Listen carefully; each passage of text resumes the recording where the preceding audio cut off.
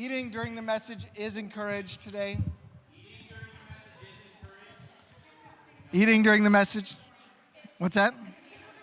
It's also only going to get hotter in this room, so move it along. All right. That's the host. Eating is encouraged during this time. Welcome, welcome, welcome. I asked Nathan to do the first week of, we're initiating a host role, which is somebody who started doing our transitions and that sort of thing. So thank you, Nathan, for doing that. As I mentioned a couple of weeks ago, we are rounding out kind of a teaching-ish team. At the Groves here, we really value the multiplicity and diversity of voices. And so 2 people are joining our, hopefully long-term in the teaching team, but we're going to see how it works out through the summer. Velan Brown, who has officed in the building. Velan preached in June for us as well, or May.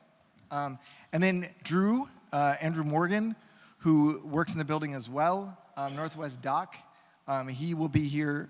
So those are the next 2 Sundays. So we'll do Jess, Velan, Drew, Psalms of the People. So that's our month. And then the elders are considering some different rhythms for the summer because it's hot, people go on vacation, there's lots of things that summer dynamics. So we'll be meeting for that in a couple weeks. So be listening for those pieces as well. So I really enjoy getting to do Sunday mornings. If you see me actually preach on Sunday mornings, it's usually because I'm really passionate about something super nuanced, or I haven't prepared enough, which is all of those are likely. Generally, if it's something a little outside ordinary, it's generally this is the norm for me. So I've appreciated that. One of the things since early on in my time with the Groves, where I just came to be sitting in the back, was you all have let me be me. And so letting me be me in this setting sometimes means circles. I don't want this to feel pressure. Nobody has to, it's like 100% has to participate. It's more actually of a posture today, an emblematic of a posture than like how I want to sort of run things. But we will do a couple fun things together, so hopefully. It's a multi-generational lesson today. Our normal routine will be to have our kids go up and do a kid lesson. But we're going to stay together because one, I believe some passages in the Bible are better worked out with children in the room because it communicates something to them and they communicate something back to us. And I think this is one of those passages. For the most part, I think they'll be able to hang with all of the conversation, be able to contribute to all the conversation, except for there's one super serious question I'm going to ask us. And so maybe a question we get back to or maybe a question we deal with. But Sammy, Abby, and Nico are going to be featured in today's lesson. So Alyssa's been our architect for this whole thing. So shout out to Alyssa as well, who's been our architect. So we're going to go back before we go forward. So for some of you, this may have some meaning. Communion, yeah. Anybody know, Abby, what is this? Dinosaur nugget. You going to eat this? What is this? It's a stuffed animal based upon a chicken nugget That's shaped into a dinosaur. that's shaped as a dinosaur. That has a lot of chemicals. That has a lot of chemicals in it. It's called a dino nugget. Currently have them in our freezer. We still eat these, and we have 2 high school students in our houses. The dino nugget, though, was used as a prop a couple of weeks ago. Does anybody remember the point of the dino nugget, or do we really need to dress Jamie up again like we did 2 weeks ago? I was going to bring the beard. Does anybody remember the dino nugget? We had Jamie in a robe and beard and a scepter is something I stole out of Alyssa's room, and a dino nugget. What's that? There is photos in this. Seton was here, but Victoria wasn't.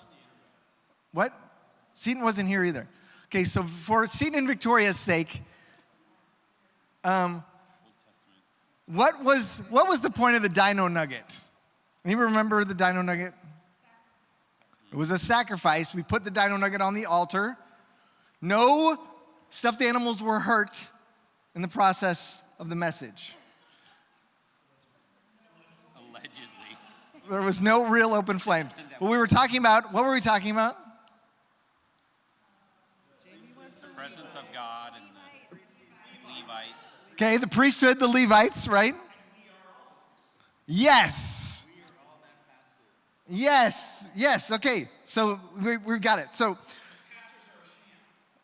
no, I did not say that. We did not say pastors were. It was a live stream, folks. That's what I said. I might have misquoted Nathan. I have apologized. I owned it. It's okay. No stuffed animals were hurt in the process of the message. We were talking about the priesthood of believers, right? And so there was this doctrine that came out of the Reformation in which there was a faithful reading of the scripture, right?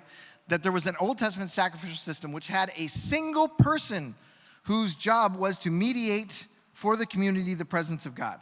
They had direct access to God. They made all the sacrifices. They had a prophetic role, and they reconciled the community to God, right?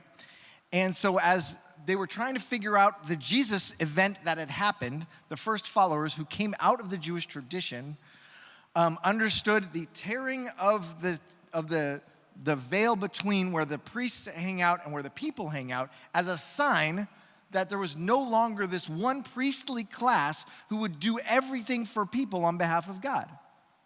In essence, either no one's special in the kingdom or everyone is special in the kingdom, right?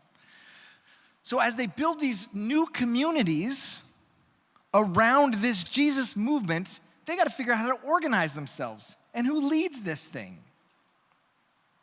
And so they decide that this thing is going to be based upon gifts and roles. That when there's not a single person who's set apart and high above and can hear God when other people can't hear God, that it's all of our ability to hear God, so we all play an equal role in this thing. The moment felt especially germane to our congregation, this moment, as we don't have a designated pastor at the Groves. As Lenny said, we pastor one another. We pastor one another. We hear the voice of God on behalf of others. We preach, to use Old Testament language, on behalf of one another, right? We don't have a single authority figure that stands up here week after week after week to tell you what you should say, think, or believe, or what have you, right? We are those presence of God for one another, right? Okay, so all that was really just a giant introduction for today. I would have done that message 2 weeks ago, but I didn't have time to get the gimmick together. So the gimmick's now together. So here we go. Okay, we are going to read the body of Christ passage in 1 Corinthians. How do we want to do this? Do we want to read this together? I need to pull it up, actually.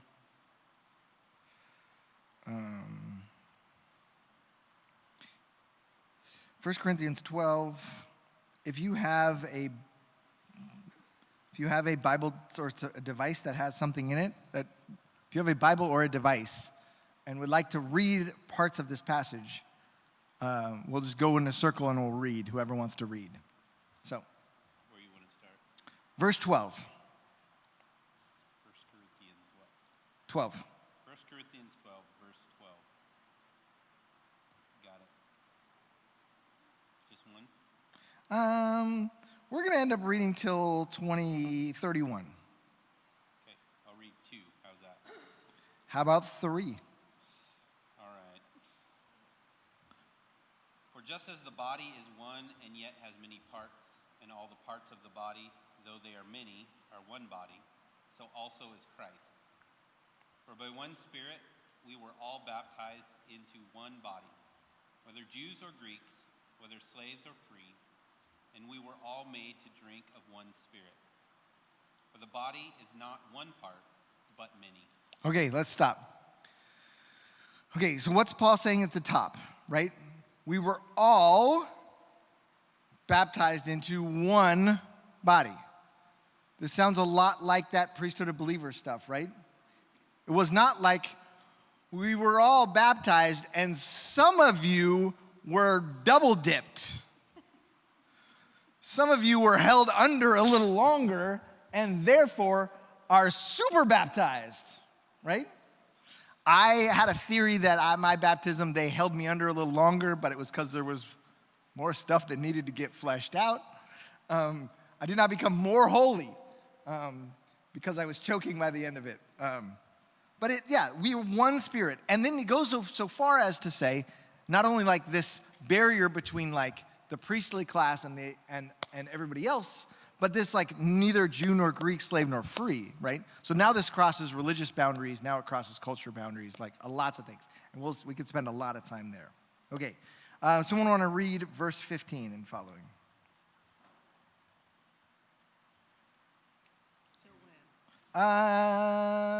20-ish. 20. Okay, before we do that, kiddos, they're not here. They're going to be using a metaphor, right? You know, metaphor, right? What's a metaphor? Yeah.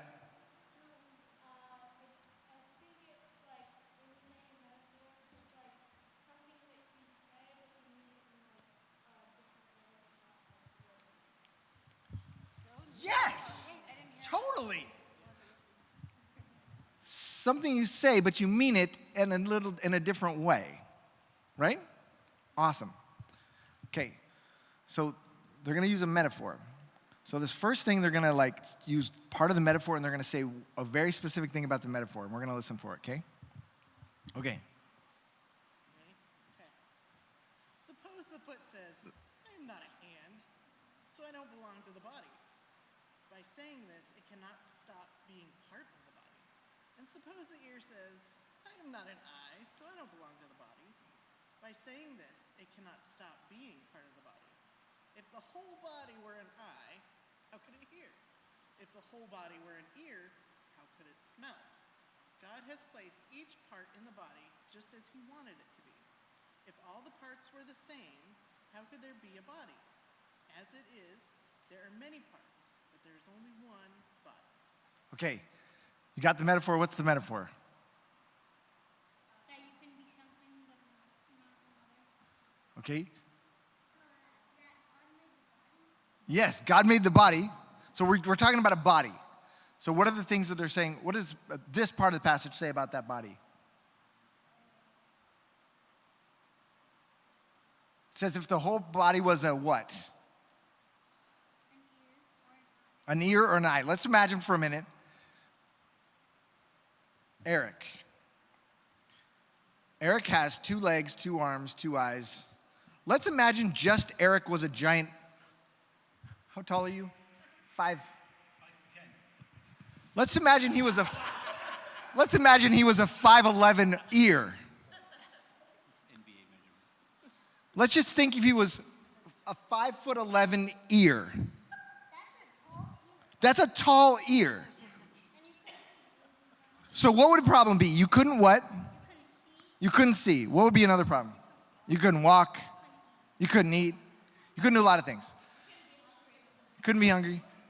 How the heck is he going to play the guitar as a 5'11" ear?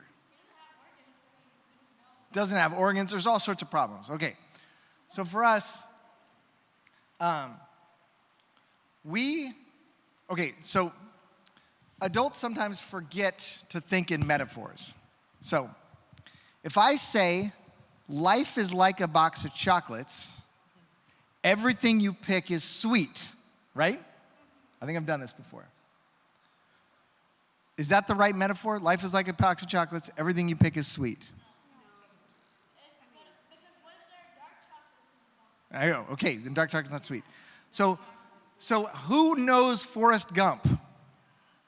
Okay, am I saying the metaphor right? No. What is the real metaphor? Life is like a box of chocolates. You never know what you're going to get. That is a very different way to use a metaphor than everything you pick is sweet. In my life, not everything I pick is sweet. But in my life, I was like, you never know what you're going to get is true, right? So the other side of the metaphor is really important. So as we look at Paul talking about a giant metaphor, we got to flip to the other side and maybe be more explicit with what the metaphor is. Otherwise, if we just say life's like a box of chocolates, I'll think everything we're going to pick is sweet. And you're going to think you never know what you're going to get. Okay? Okay. So lesson 1. What was the lesson 1 from this first passage? If we're all a giant... Yeah. We can't play the guitar. It's true. It's true. Yeah, we're not going to have any organs. Yeah, if our body was just one giant ear, it wouldn't work, right? If our body was one giant ear, everything wouldn't work. So our body, we need everything. Great job. Okay. I've heard that. You don't need your appendix. Yeah, and so they take it out. There's a deeper meaning there for all of us who are thinking metaphor right now, but we're probably not going to say that. Okay. Next, so we got it. Everybody, all the parts are needed. That's lesson 1. Okay? Sammy, can you remember that when the adults forget? Yes. Lesson 1, all the parts are needed. Can you remember that? Okay. Someone else, let's read, we stopped where? At 26? 21. Oh, we stopped at 21. So I need 21 through 26. Can someone else read that? Okay, go for it. The eye cannot Okay, say listen. to the hand, I have no need of you, nor again the head to the feet, I have no need of you. But quite the contrary, the parts of the body that seem to be weaker are absolutely necessary. And as for those parts of the body which we consider less honorable, these we treat with greater honor. And our less presentable parts are treated with greater modesty, while our more presentable parts do not require it. But God has combined the whole body, giving greater honor to that part which lacks it, Oh, so that there would be no division or discord in the body, that is, lack of adaptation of the parts to each other, but that the parts may have the same concern for one another. awesome. Oh, Stop there. no, where are you at? 25. Okay, one more time. One more verse. And if one member suffers, all the parts share the suffering. If one member is honored, all rejoice with it. Thank you. Okay, what do you think the big lesson is about the body this time? If one part suffers, then everything. Yes. If one falls down, then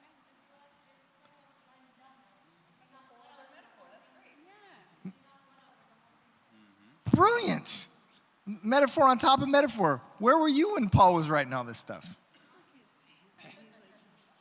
Yes.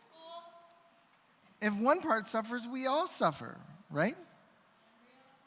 The embryo? You weren't even, your parents were. This was like 2,000 years ago. This was like a long time ago. I'm just saying Paul needed you. It would have been clearer.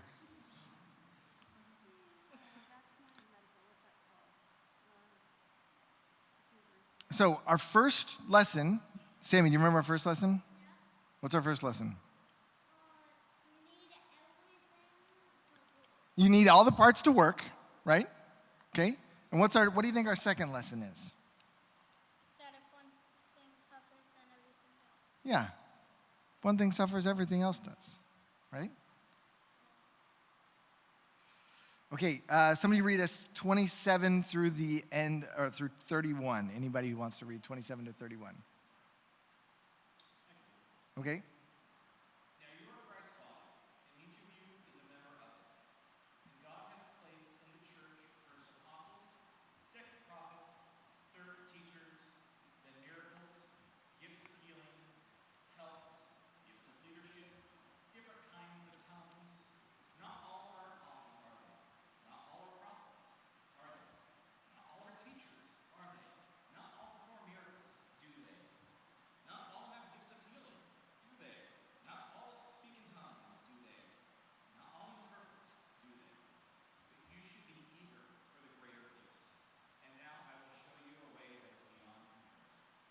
Awesome. Okay, so now we're working on the other side of the metaphor. What is Paul saying the metaphor is actually about? Did you catch it? This is like some super high level thinking. One person can't do everything. One person can't do everything? Oh my gosh, yes. And so what has God done? Because one person can't do everything. Make a bunch of different jobs. Make a bunch of different jobs, right? Just like our body has a bunch of different jobs. Incredible. It sounds like you got something on your mind, Sammy.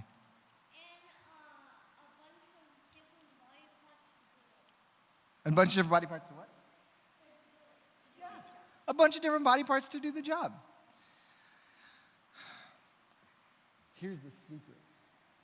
We won't tell the people watching. The thing is actually about church.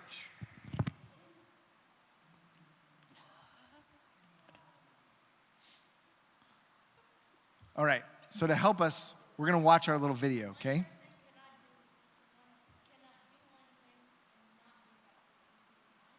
Yeah, because what would be let's really think in metaphor for a second. Imagine the metaphor of Eric being just an ear, right? Now put that in what Paul's saying about church. Come on. If one person did the job of church, if one person did all the preaching, Yeah? then it probably wouldn't go well because everybody else would not. Yeah, it probably wouldn't go well, right? Because nobody else gets to participate. So everybody's gonna be bored and they're not allowed. Everybody's going to be bored. Yeah, there's lots of reasons why it's problematic. All right, we're going to watch our video, and we're going to come back to this idea of jobs, okay? All right, so this is going to be the kid curriculum we start using with the kids on a normal Sunday. I pulled it out for this particular one because I think we can all learn from kid lessons sometimes.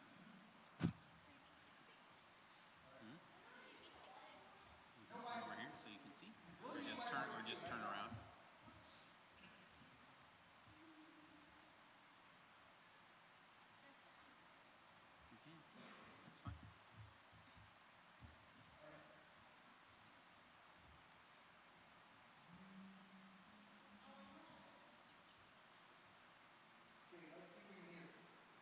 That's fine.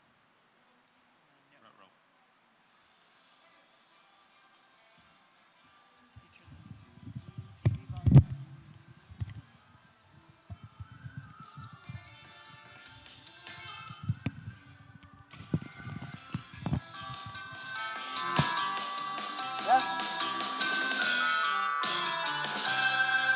Wah, wah.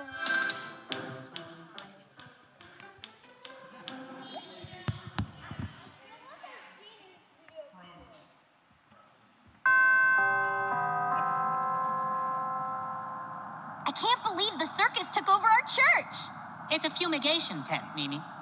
It's gonna take weeks before First Second Church is termite free. Where are we supposed to worship until then? Second First Church across town invited our congregation to have a joint service. That's nice of them. Unless it winds up being weird over there.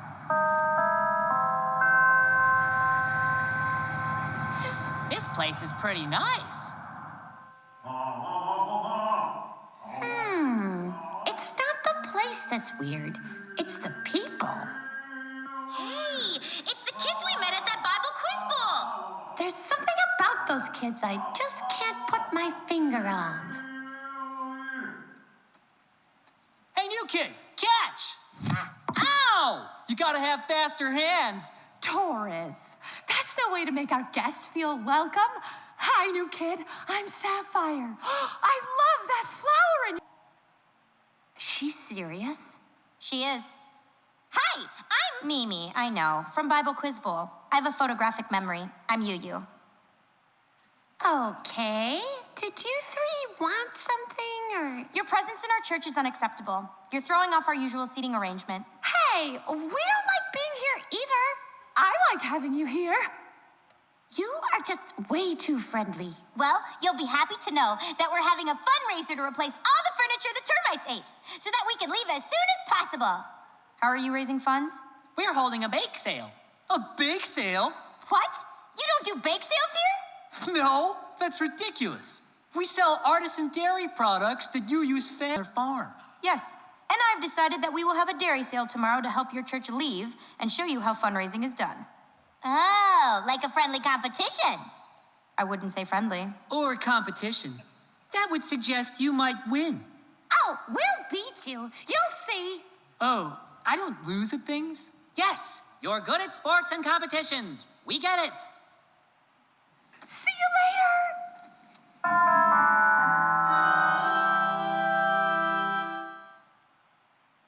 Leo, can you just call up a bunch of your robots to destroy their booth? No, for many reasons. But we have to do something. We haven't sold a single cookie. Well, they haven't sold anything either. Looks like this is a bust all the way around. You know what's good with cookies?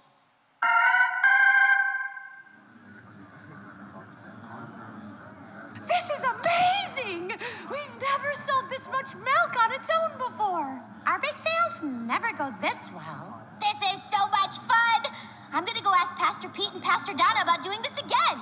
Agreed. I will discuss another joint venture between our churches with Pastor Petra and Pastor Don. Okay. Hey, Yu, there wouldn't by any chance be ponies on your family's farm, would there? Oh, no. I'm terrified of ponies. These kids are so weird. I love it!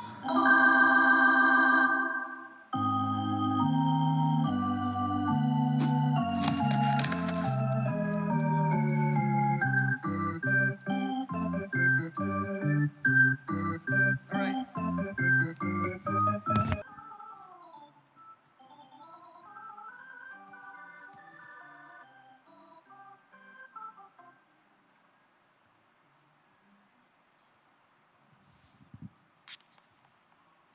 Okay, kiddos. What differences did the characters have when as they interacted with each other?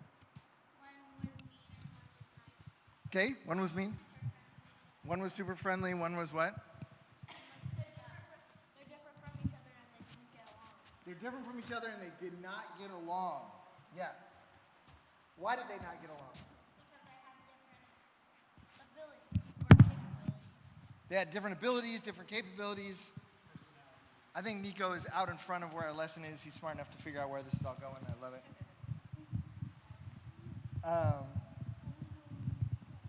What difference did the character, like, what made them come together then?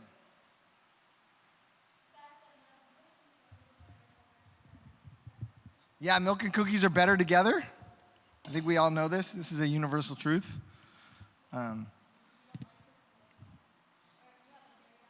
Yeah, if you have a dairy allergy, thankfully there's lots of different kinds of things you can use to dip cookies in these days. We live in an incredible time in the world. Yeah. Yeah. Cashew milk, anybody? We made cashew queso. I mean, the miracles of cashew. Did we do cashew gravy this morning? Was that? Oh my gosh.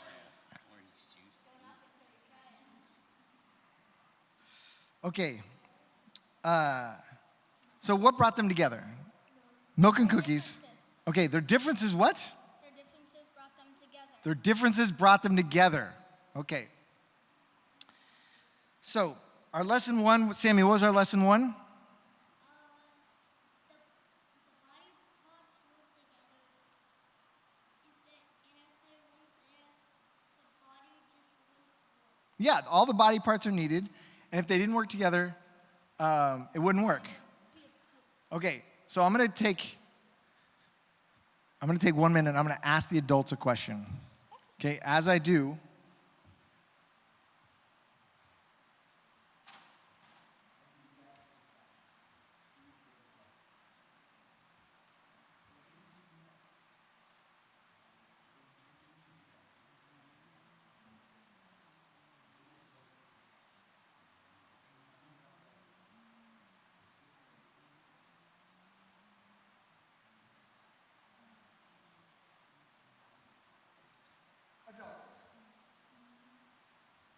adults, you get the other side of this metaphor.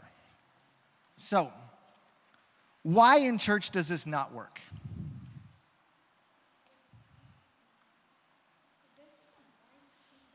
Why, I mean, everyone having their specialized part. Yeah.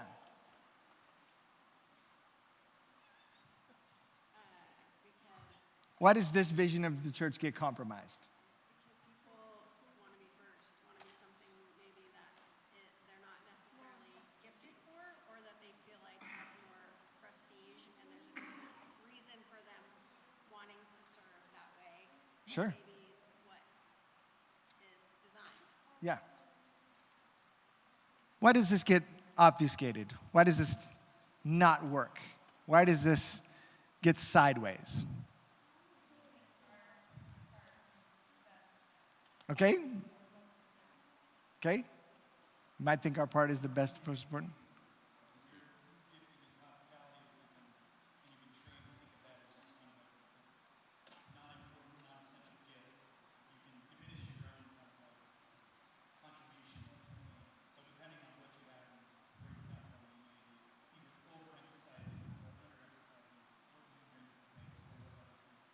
Yeah.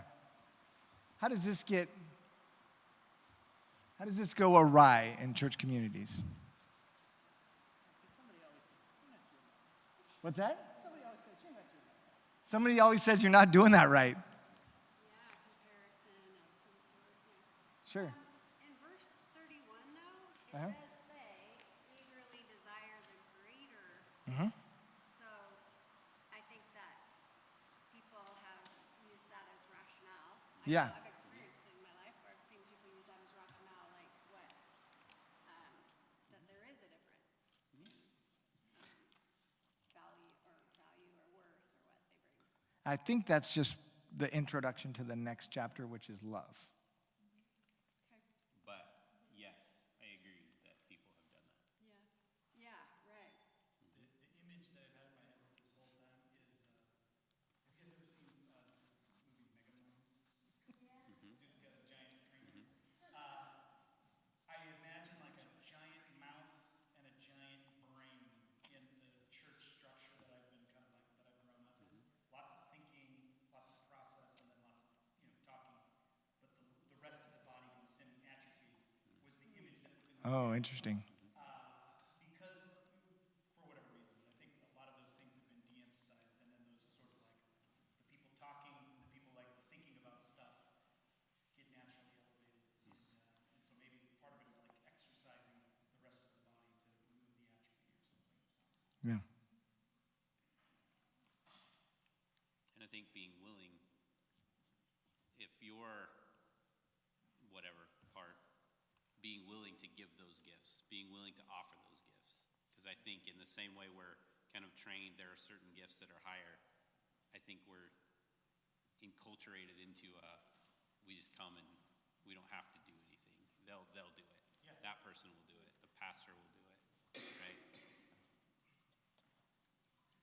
I also think that even the idea of gifts can be misunderstood. That it's just something that you're innately good at. Yeah. An ability that you have, and that a lot of times what is maybe intended by a gifting is a calling, and so it may be something that you aren't drawn to or don't think you're good at, and so it's possible that a lot of times people are like, well, there's no place for me here because the things I'm good at, like everyone's already filled those roles, or I could never get up and speak because I'm too shy, but really that could be your role, or that should be your role, or that's what you're being called to, but you are like, I'm a foot, I only walk. Yeah. Right. Some things are elevated at the expense of others, right? I mean, I think that Paul knows that's going to happen. That's why he writes the metaphor right as he does, right? Which actually compromises both who is elevated and who's not, right? Yeah. I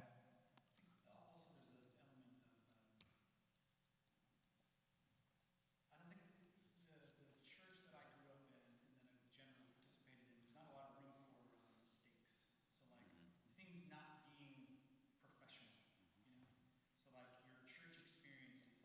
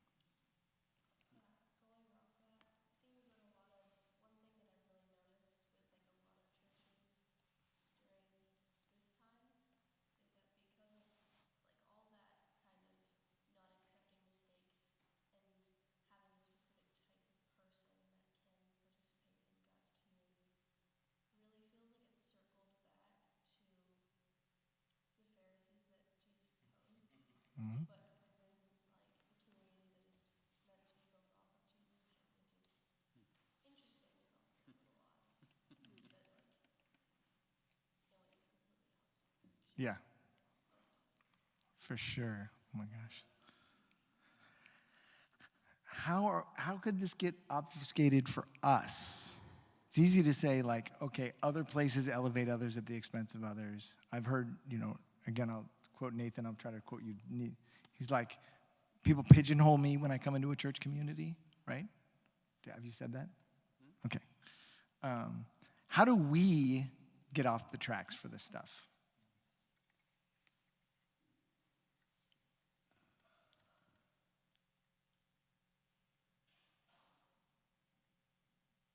A model that's where we're all essential elements. Like there's days where I don't feel like participating. I'm tired or struggling or whatever. And then, but if I'm still, it's like I'm still a foot. Still need to do the foot thing. There can be those challenges. If you don't have kind of like multiple people that can participate.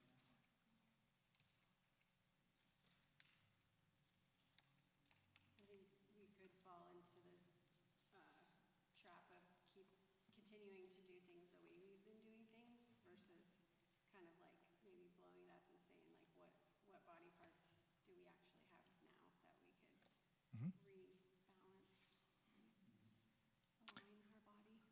And maybe we should do that. Hey, kids. We didn't have enough. I didn't know how many people there would be.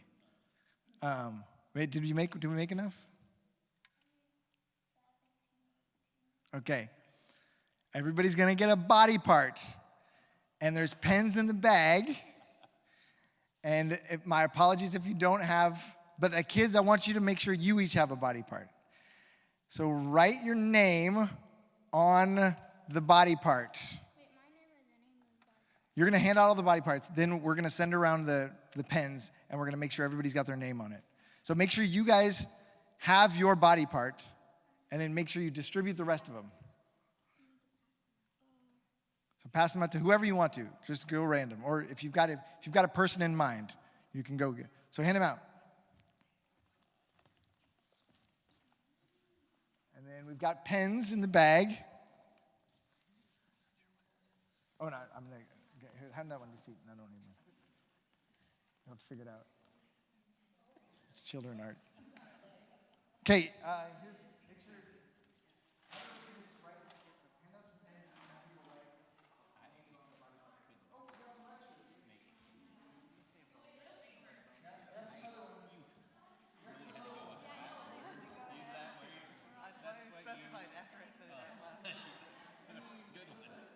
Good one, dear. Love you.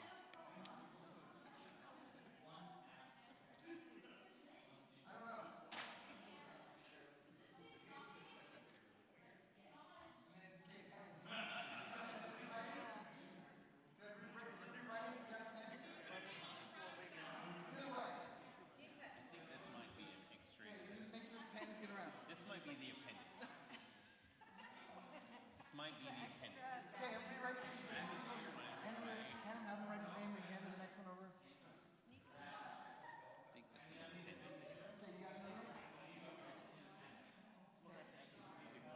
Everybody have one. Yes, put your name on it somewhere. Alyssa. That's a very specific. Ask your doctor.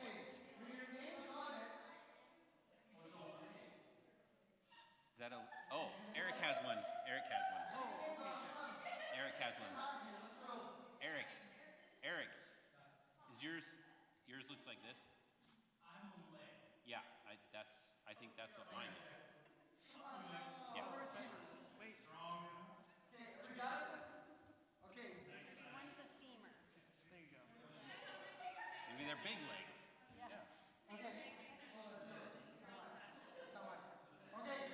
We lift, bro. We're going to make our body. Okay, now there's at least one of these. I know what that is. You know what these are. Okay, let's make our bodies. And Alyssa is the architect of our body this time.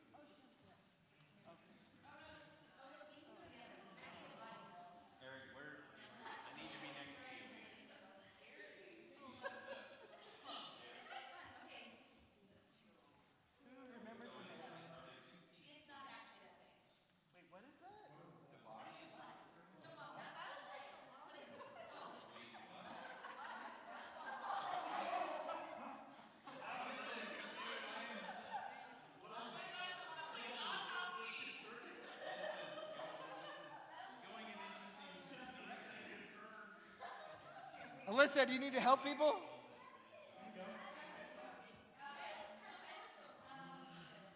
Tell me when you're ready to give it life, because I have the heart.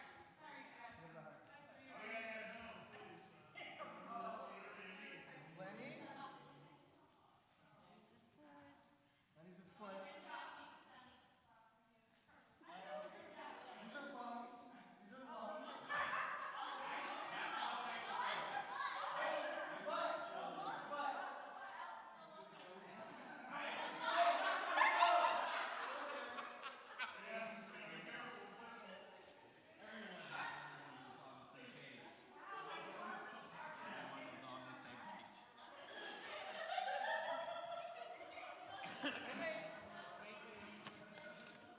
Oh, we're getting pictures. This is going in the scrapbook. That's where the butt is gonna go.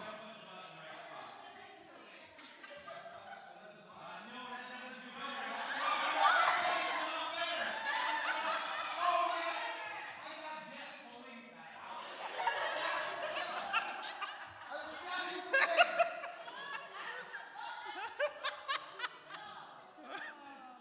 Ladies and gentlemen, Alyssa, what an amazing job. You broke that? They're hips. It's hips. Okay.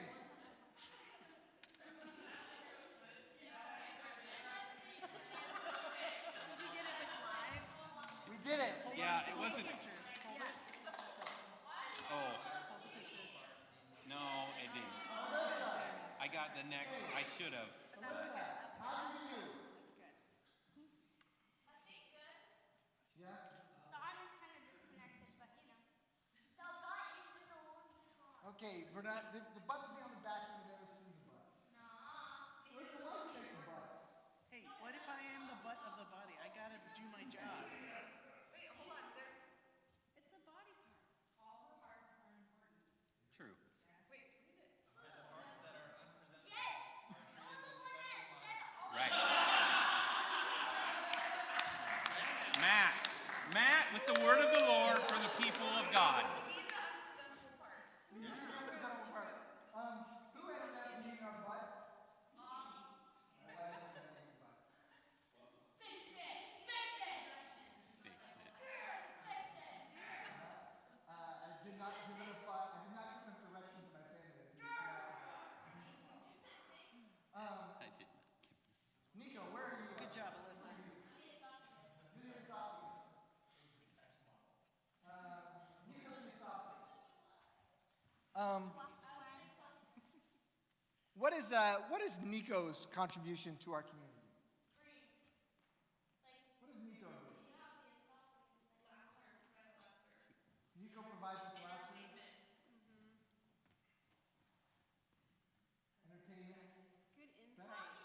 Yeah, good perspective. good perspective. Insights. Life. You need to eat. Nico has a gift and a role in our community to bring us laughter and perspective. Right? We are not a full body without Nico's perspective and laughter. Right? Abby, what were you? The lips. Abby was the lips.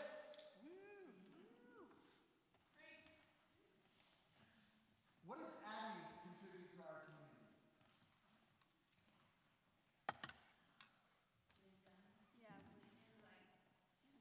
Wisdom and insights. Talking. Yep. Joy. Wisdom, insight, and joy. We are not the same body of Christ without Abby's wisdom, insight, and joy. She literally brings a smile on my face every time I see her.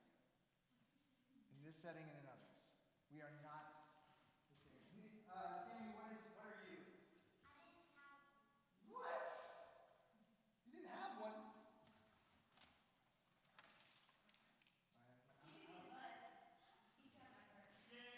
You pass the pen around and make sure that we all got our names on it. The thyroid. Use some connective tissue.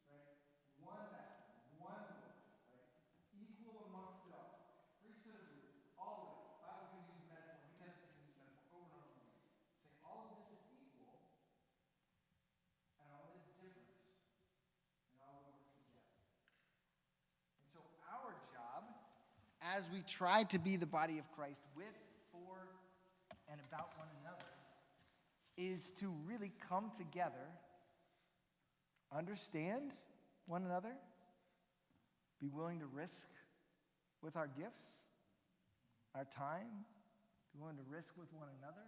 I wish Lisa was here. I was going to talk about I was going to have a body part with Lisa because she just has a unique ability to make us all feel special, and she puts a ton of intentionality into how she comes into the space, right?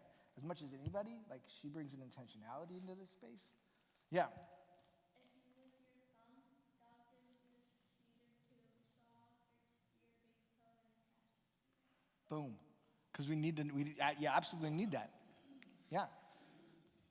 So when Lisa's not here, it's like we're losing a thumb, right? See how I did that? That was good. Yeah.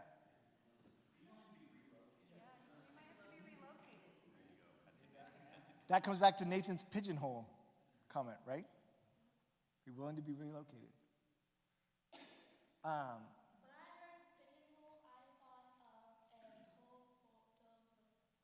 Yeah, it's another metaphor. Like a nest. Yeah, it's another metaphor. the Yep. next We've got pigeonholes. Started on the pigeon. Yeah, don't start with the pigeons.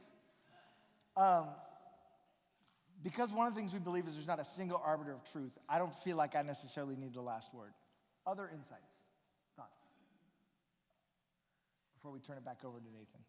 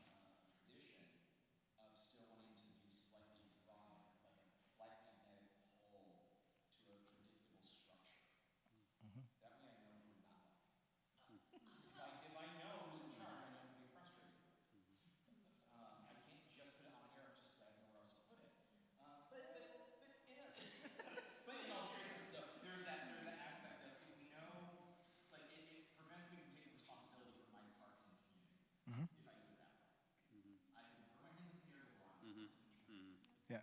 As opposed to taking action, taking ownership, co-ownership with the community in this movement. It's easy to just be drawn back to a hierarchy that I can point at. Yeah. This kind of structure requires a different type of intention, probably reminders along the way. Because it's easy to no matter whether if you're just a giant head or you're all feet or whatever, it's easy for any group to become calcified into a way of doing things. So that reminder, it almost seems like we're going to need a cadence, periodic. Part of our rhythm should be a reminder of these functions and how they are uniquely important and needed. Yeah. Because we could talk about it here and then not talk about it for a year, and we just kind of reorganize into our own thing. Jess, we need a giant poster with the body up on the wall. It's like Alyssa's artistry artifacts. One of the past pastors of the Groves, Sonia Gibbs, often said that she thought this little cutout should be the refrigerator door of the church. And so we've kind of used it at that. So I don't know how I would get that up there, but I kind of like it if we just had it two-sided though, then we could put the butt on the back. Just turn it around and see a little bun. Yeah. We can let you do that. it's rotate.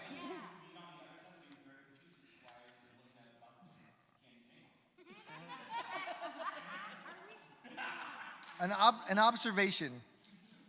There have been times in the not too distant history where we have asked a foot to also be a leg and a hand and an arm and a lips, because I think one way we're swimming upstream culturally to how the church in America operates. And because when we get in times of like transition, right, we tend to like hunker in as to who's got some talent and who's willing, right? We're not in that time, so we don't have to operate like that. The Father's Day sermon Leroy gave was like, you are in a good spot, you're in a stable spot, and you can grow, right? So one of the ways growth is growing ourselves to look more like how the New Testament intended churches to function. And as silly as this is, it is the way that the model we've been given. And I think it's egalitarian in the ways we want to be egalitarian. It produces a lower organization structure in the ways we want to be organized. And it gives multiplicity of voices in the way we want to give multiplicity of voices. I don't know if you want to do a talk back or you want to go into communion. We can go into communion. I had one more thought, and I think it goes back to what Libby said a little bit, maybe a little different. But I think for me, I'll speak for me. There have been times in my history, my upbringing, where I feel like I've been malformed in that, like, I might be a foot, but I was taught to act as a hand, if that makes sense. And so maybe the metaphor breaks down a little bit, maybe it doesn't, I'm not sure. But I think there's a space for us trying things that don't feel comfortable all the time, because in reality, maybe that's where we were supposed to function the whole time, but we were taught to do something different, if that makes sense. The person who naturally is the most outgoing is maybe not the person we should be hearing from every time.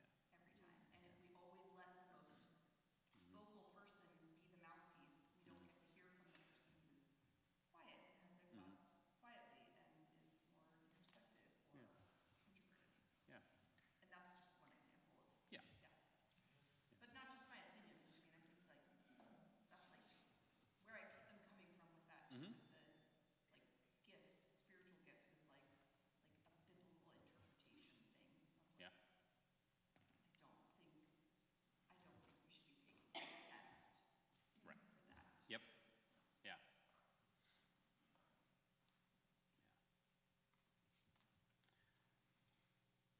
Any other thoughts? I don't want to cut us off, but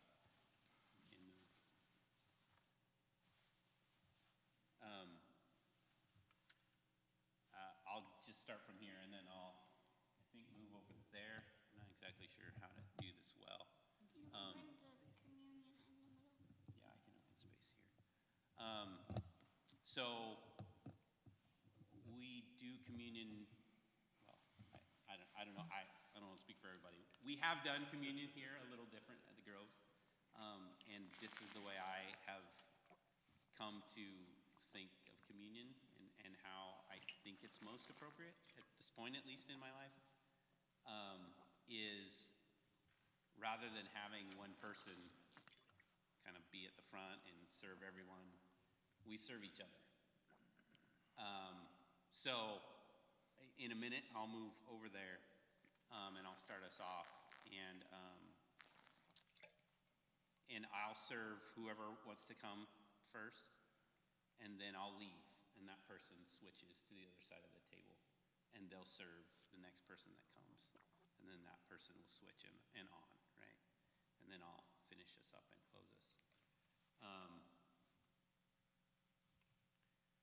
I think there are a number of reasons to do it that way, and we can talk more about that later. We don't need another necessarily teaching moment or sermon or anything like that, but I think there's something about communion actually being a communal activity where everyone is participating and everyone is communing with one another. And it goes back to what Lenny said earlier on at the beginning of this. We're all pastoring one another. I am not the one to serve communion to everyone. I'm not the priest by any stretch of the imagination. So that's why we do it that way. I do have a blessing that I found this morning that I think helps maybe tie in what we're talking about here as we maybe not so much transition, but talk about this is who we've kind of become and who we want to continue to be. But at least for me, this is a bit different than what I started my life in the church as. So this is a blessing for when you're different now. Blessed are you, dear one, when the world around you has changed. Everything is different now.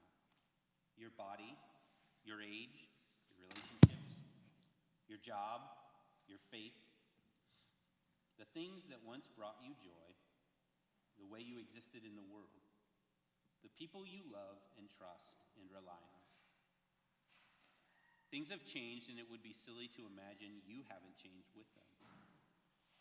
You are not who you once were. Bless that old self. They did such a good job with what they knew. They made you who you were, all the mistakes and heartbreak and naivete and courage. And blessed are who you are now. You who aren't pretending things are the same, who continue to grow and stretch and show up to your life as it really is. Wholehearted, vulnerable, maybe a little afraid, maybe more than a little afraid. So blessed are we, the changed.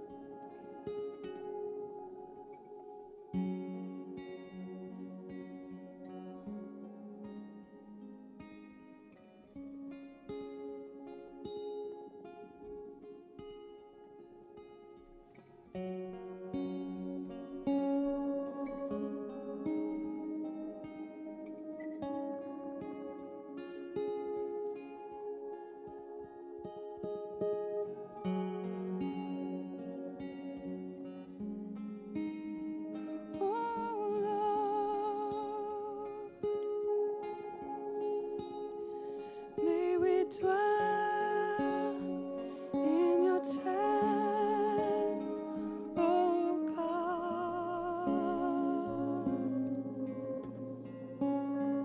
May we dwell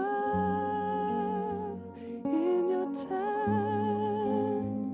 oh Lord.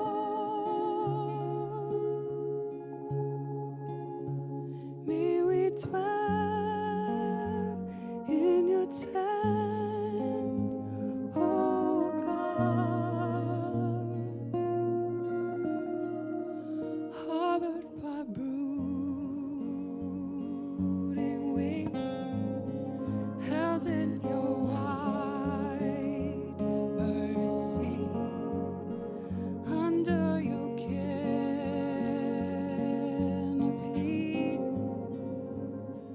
of love.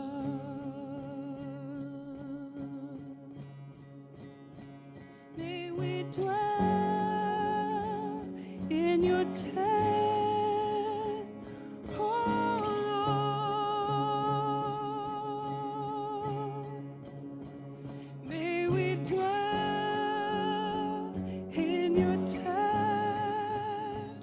oh God.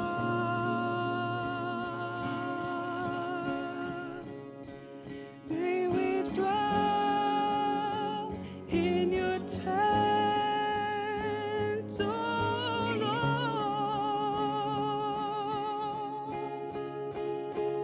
May we dwell in your tent, oh God.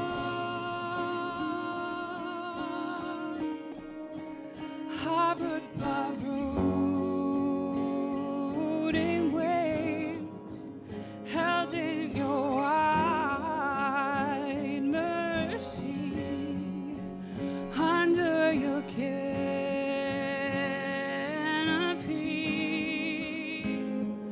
of love.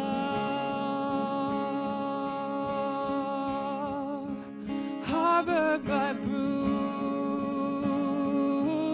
waves, held in your wide mercy, under your canopy